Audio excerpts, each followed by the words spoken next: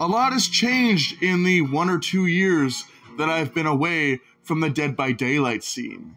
DBD has had a lot of changes in the past few months, whereas gameplay mechanics and even brand new killers and survivors. Also, you see what's on screen right now? This used to be the old image that you would see upon loading in to Dead by Daylight. However, it is now this image, which I gotta be honest, I like a lot better than the original.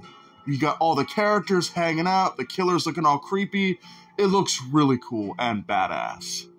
Now, since I've been gone, we've got a bunch of new chapters. Well, not new for you, but new for me. These are The Tools of Torment, Resident Evil Project W, Roots of Dread, and finally, Forged in Fog. Now, first off, let's start with Tools of Torment.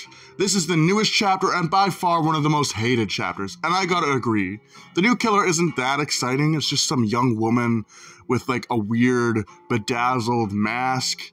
She also has Shredder claws, you know, watch out for Shredder. Watch out for Shredder! As for the survivors that come included in this chapter, they're probably the best part about it.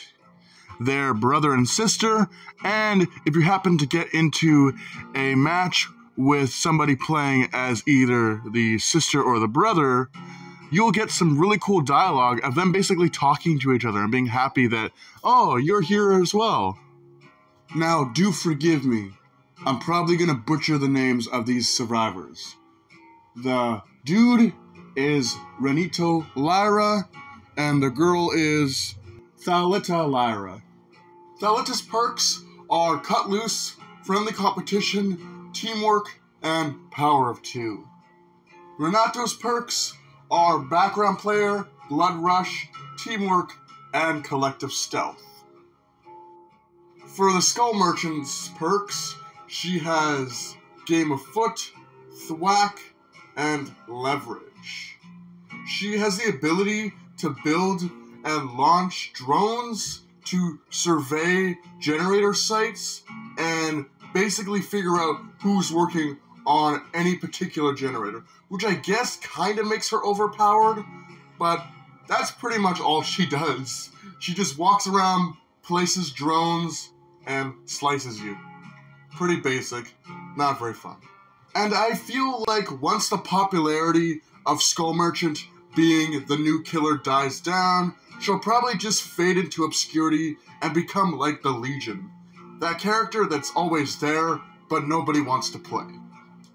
Next up, we have Resident Evil Project W. This is actually Resident Evil's second crossover into Dead by Daylight, and the killer is, once again, another dude with a tentacle. Albert Wesker is the name of this guy. He used to be a high-ranking officer for the Umbrella Corporation. However, when testing the Ouroboros on himself, it gave him enhanced abilities he couldn't possibly have fathomed, even slightly mutating his DNA.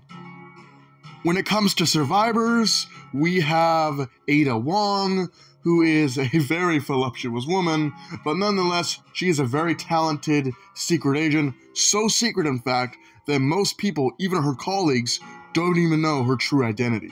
We also have Rebecca Chambers, who's pretty cool as well. And despite how young she is, Rebecca is a very talented and gifted medic.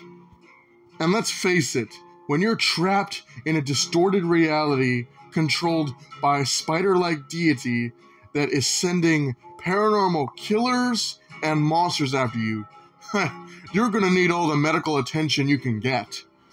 The perks for the Mastermind are Superior Autonomy, Awakened Awareness, and Terminus. Perks for Ada Wong include Wiretap, Reactive Healing, and Low Profile. Perks for Rebecca Chambers include Better Than New, Reassurance, and Hyper Focus. After all is said, I find the characters within this chapter to be pretty hit or miss, but I guess I'll let you be the judge of that. Taking a trip over to the Dark Ages, medieval time, whatever you want to call it, for Forged in Fire. This chapter we get introduced to the Knight and a single survivor. And now when I say the Knight is a killer, he's actually multiple killers. He's 4 killers at once. So the main Knight controls 3 other Knights that basically do his bidding. They can chase survivors, they can trick survivors, they can even destroy progress on generators. I say this is a pretty cool and badass killer. The survivor is Vittore Toscano, and he is simply a wanderer walking through the entity's realm, trying to study the fog and how everything works. Basically, think of this guy as a naturalist, but instead of studying animals and nature, he studies the world of the entity. Perks for the Knight include Nowhere to Hide, Face the Darkness, and Hubris. Perks for Vittore include Quick Gambit, Potential Energy, and Fogwise. One thing I like about Forged in Fog is that it shows not everybody is playing the game the way it ought to be played. Vittore here is looking for an answer, looking for a reason to explain why things are the way they are. He's not playing the entity's game, and instead he's wandering around the realm, searching for his own answers. Roots of Dread will be the final chapter we discuss in tonight's video, and its killer, the Drudge, is a really creepy one, to say the least. He's essentially the monster in the closet.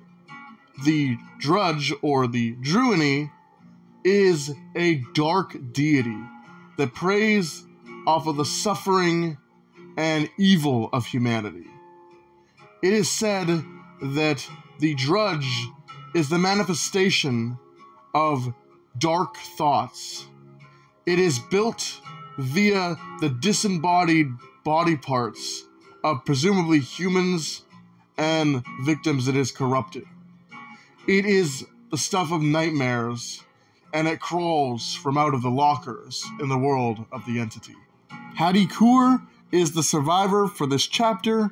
She's a very talented podcaster and seems to possess supernatural abilities. She has the sight, if you will. She's able to pick up and even sense residual and dark energies. Another thing of note is this character looks pissed out of their mind. I mean, she looks like she wants to hurt me. And I'm not lying. Like, you can look at her icon when you're in the game. It looks like she literally wants to throw down. Perks for the Drudge include Dissolution, Darkness Revealed, and Skeptic Touch. Hattie's perks are Inner Focus, Residual Manifest, and Overzealous. Some gameplay mechanics have also changed. This would include the struggle mechanic, whereas you used to be able to press the joystick down and just kind of wiggle it really frantically, and this would allow your character to wiggle free if the killer was not able to hook you in time. Now what they've done is essentially turned this into a skill check, which I find works a lot better. No more cramps in my fingers, those days are gone. Another thing they've changed is how the characters rank up. Back when you would get to level 50, you used to have to redo everything, and you would lose all your perks and everything you've earned throughout your playthrough. However, what they've done basically is they've slowed down the leveling up process, so you don't lose any of your stuff, and you just continue to level up. Now, do not take my word for this, because, like I said before, I've only been playing Dead by Daylight for a little over a few weeks now, and I myself am still trying to figure out how all of the new changes work, because let's face it, I haven't been playing Dead by Daylight for 2 years. But with that being said, hope you guys enjoyed tonight's video. Do take care, have a great night, and I'll see you in the next video.